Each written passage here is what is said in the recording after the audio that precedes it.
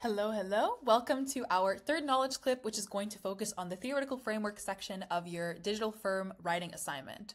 So let's go ahead and get started with some just general details about your theoretical framework.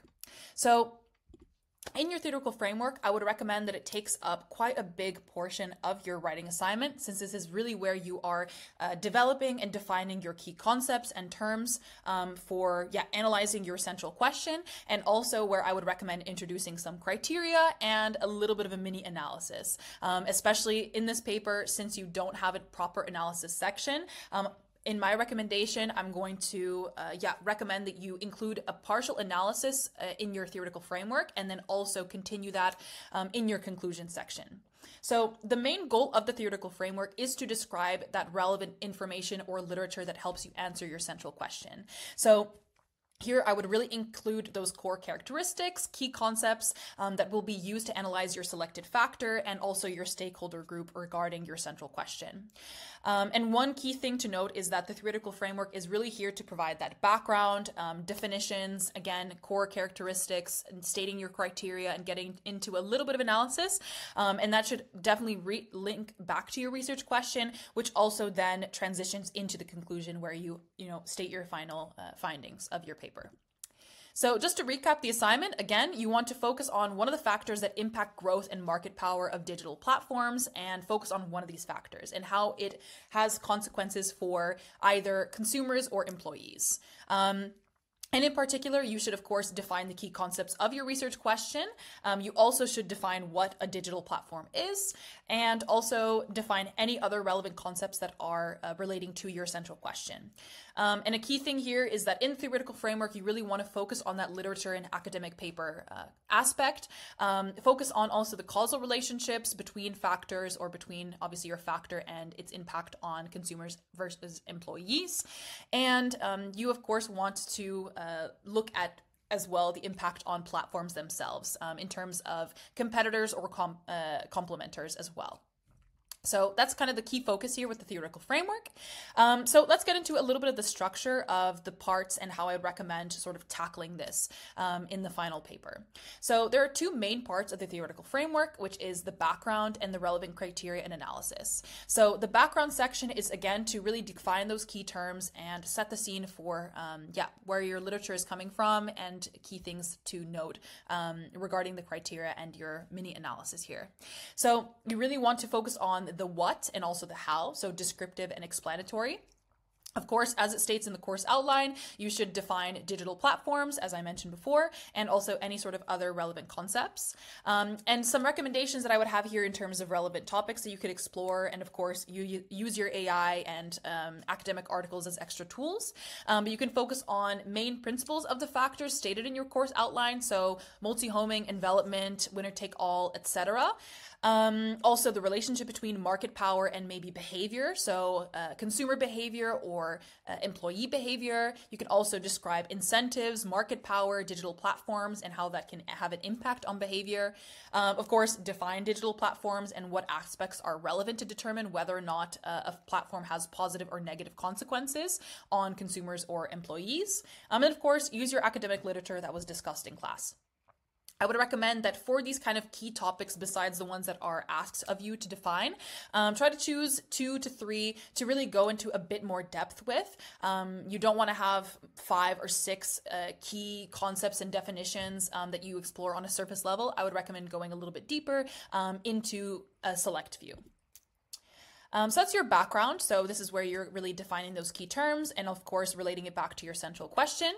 And then I would recommend getting into a bit of a relevant criteria and analysis. So firstly, more specifically about the criteria, you essentially want to, again, reflect on how a particular growth factor affects digital businesses, complementers versus competitors. You can focus on one or the other.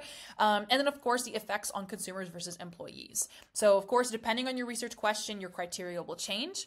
And how I want you to actually understand criteria is that it's simply a way to measure and analyze your chosen factor and consumer or employee group.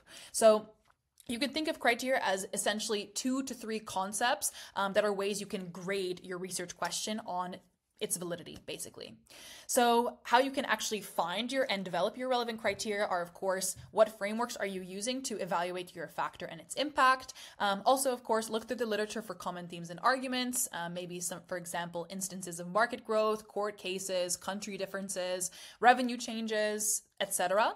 Of course, you can use AI for this as well, as they've recommended to you, and in general, make lists of literature per common subtopic. You can have this basically helped by AI to decide on your relevant criteria. And again, similar to how I recommended with the topics in the previous slide, I would also recommend to really narrow down your criteria to have a select few that you can explore in a little bit more depth and have more solid evidence for and literature support for. So then transitioning from your relevant criteria into a little bit of a brief analysis. So again, since there's no proper analysis section in your research paper, I would recommend basically establishing the background, the definitions, criteria, and then relating those criteria back to your central question and using them to evaluate the extent to which your research question is valid or not. So essentially, what I would recommend is that you solidify these arguments using literature that you've established in the theoretical framework, and then reiterate those findings in the conclusion. So sort of splitting the analysis into two sections. So you actually do have a thorough understanding of your research question and to the extent that it is actually true, valid, whatever you are focusing on. Of course, I have a couple of, just small tips for finding your literature, but you can have a look at that as well on your own. And again, for the criteria and then, of course, therefore the analysis, think of those subtopics or those criteria as sort of grading rubric categories. So again, your criteria are essentially there to grade the extent to which your research question is true or valid or so on. And then based on those criteria, you can then do a brief analysis relating it back to your research question as well. In terms of the actual paragraph structure, this actually I took from the analysis section, but again, and now it needs to sort of be applied into the theoretical framework since there's not really a proper place else to do it. But in terms of the paragraph order and structure of your theoretical framework, I would definitely prioritize it in order of importance. So the concepts or topics that are the most important in evaluating your central question. So for example, maybe two concepts or criteria that you focus on are connectivity and censorship. And maybe, for example, for you in your situation with literature support and evidence, perhaps connectivity is a more important discussion point than censorship, and then you therefore put that first. So that's how I would order the paragraphs. And in terms of the logical flow, the general idea is, of course, start with your first part, which is your background, defining your key definitions relating to your central question. And then, of course, introducing, sort of the criteria and the evaluation moment. So specify which subtopics you're going to focus on to evaluate your research question. And then per subtopic or per criteria, you want to essentially find evidence validating your research question based on that criteria.